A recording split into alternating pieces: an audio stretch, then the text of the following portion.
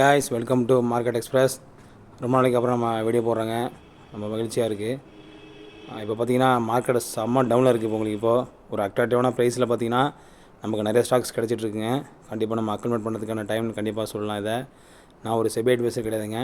நல்ல SEBI advice கேட்டு இந்த ஸ்டாக்ஸ் எல்லாம் நீங்கள் பர்ச்சேஸ் பண்ணுறதுக்கான ஸ்டெப்ஸ் எடுக்கலாம். நீங்கள் இப்போ நம்ம போர்ட்ஃபோலியோ பார்த்திங்க அப்படின்னா கிட்டத்தட்ட ஒரு 2-3% லாஸில் தான் இருக்குங்க. கிட்டத்தட்ட ஒரு 1% தான் நமக்கு ஒரு பெனிஃபிட் கொடுத்துருக்கு.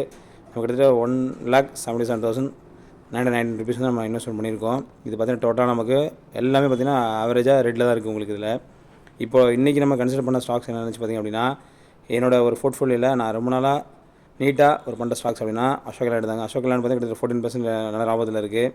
இப்போ இதையே நான் வாங்க ட்ரை பண்ணுறேன் அப்படின்னா, ஒரு நல்ல ஒரு இவி செக்டார்லேயும் சரி, அது ஒரு பூமான செக்டரும் சரி, உங்களுக்கு கண்டிப்பாக அசோக் லேண்ட் வந்து ஒரு பெட்டர் ரிசல்ட்டாக நம்ம கிடைக்கணும்னு நினைப்போம்.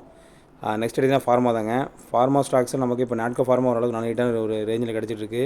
நமக்கு ஐடி ஃபார்மா நம்ம இப்போ வாங்கி வச்சோம் அப்படின்னா கண்டிப்பாக டாலர் ரேட்டில் தான் உங்களுக்கு எல்லாமே ட்ரேடிங் ஆகிட்டு இருக்கும் உங்களுக்கு. அதில் ஸோ நமக்கு நல்ல பெனிஃபிட் கிடைக்கிற வாய்ப்புகள் இருக்குங்க. ரொம்ப நாள் நம்ம சொல்லிட்டுருக்கோம் கோல்டுன்னு. கோல்டு பார்த்திங்கன்னா இன்றைக்கி எங்கேயோ போயிட்டுருக்கு உங்களுக்கு. நம்ம அதை செகண்டரி பார்ட்டில் தான் பார்க்கணும். ஏன்னா வந்து கோல்டு வந்து ஒரு ஃபிக்ஸபிள் ரேட்டு உங்களுக்கு எப்போ கிடைக்காது. உங்களுக்கு வேரியேஷன் கண்டிப்பாக இருக்கும் உங்களுக்கு. அதில் ஸோ அதில் சின்ன சின்ன குவான்டிட்டி நம்ம அக்கௌண்ட் பண்ணுங்கள். அதை பார்த்திங்கன்னா உங்களுக்கு பெரிய ஸ்டாக்ஸ் பார்த்திங்க அப்படின்னா பல்காக நீங்கள் எடுக்க வேணாம். இப்போ அசோக் லேண்ட் எடுத்தால் கூட உங்களுக்கு ஒரு 2-3 அப்படி எடுங்க. அதுமாதிரி நாட்கோ எடுத்திங்கன்னா கூட 1-3 அப்படி ரேஞ்சில் நீங்கள் ஸ்டாக்ஸ் வாங்கி பர்ச்சேஸ் பண்ணுங்கள். பல்காக மட்டும் இன்வெஸ்ட் பண்ண வேணாம். ஏன்னா நமக்கு பல்காக இன்வெஸ்ட் பண்ணும்போது பார்த்திங்கன்னா கண்டிப்பாக நமக்கு ஆவரேஜ் ரிட்டர்ன் கிடைக்காது.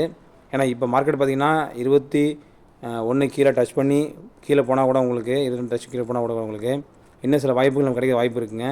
ஏன்னா லாங் டேர்மில் நீங்கள் கண்டிப்பாக ஒரு 5 இயர்ஸ் ஹோல்டிங் பண்ணிங்க அப்படின்னா, இந்த டைம் நீங்கள் ஸ்டாக்ஸ் வாங்கி ஹோல்டு பண்ணிங்கன்னா ஒரு 5 இயர்ஸ் கழிச்சின்னா கண்டிப்பாக எல்லா செக்டரும் நல்லா பூமில் இருக்கும். ஸோ அதனால் வெயிட் பண்ணுங்கள்.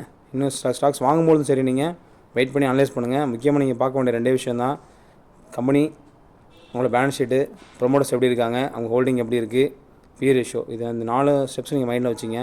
அதுவே உங்களுக்கு பெட்டர் ரிசல்ட் உங்கள் ஃபியூச்சரில் கிடைக்கும் உங்களுக்கு. இதில் ஓகே மக்களே, தேங்க்யூ.